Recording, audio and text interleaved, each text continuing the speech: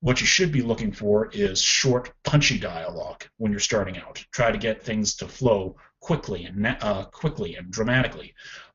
It should be, few lines, then the character says a few lines, and then bing, bing, bing. That gets your story flowing and moving right away. Now, Pulp Fiction also has a nonlinear story, also indulges in nonlinear storytelling. And again, like everything else, it does it very well. It works when Pulp Fiction does it.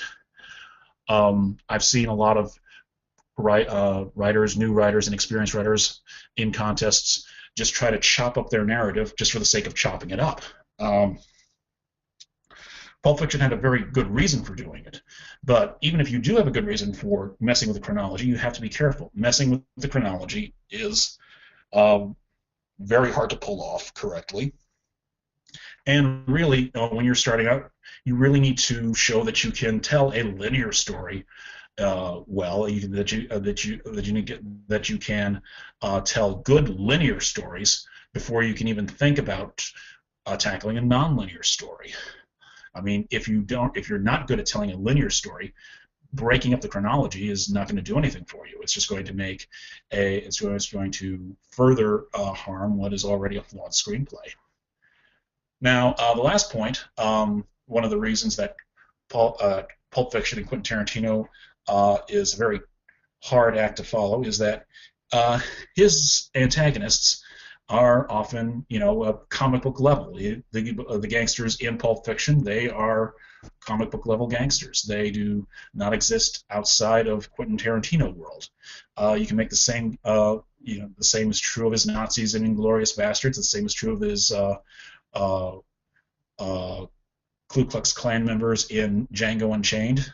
They are based more on old movies and comic books than they are real life.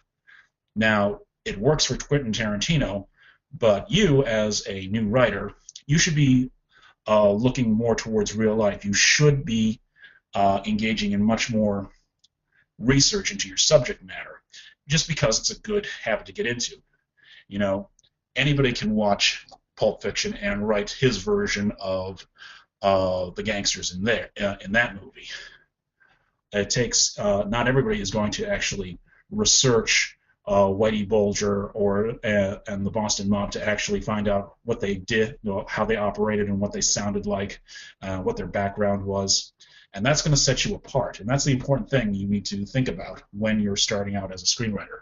There's a lot of other people out there who are typing away at their laptops, dreaming about making it big, and you need to find a way to set yourself apart from them. Okay, next script on our list, Star Wars. Now, this again is one of my favorite films. I love the original trilogy. Uh, the prequels have had a lot of criticism, and justified criticism, but I'll submit to you that the prequels had a lot of the same faults as the original trilogy. It's just that they didn't have as any of the strengths, and that made the weaknesses all the more noticeable.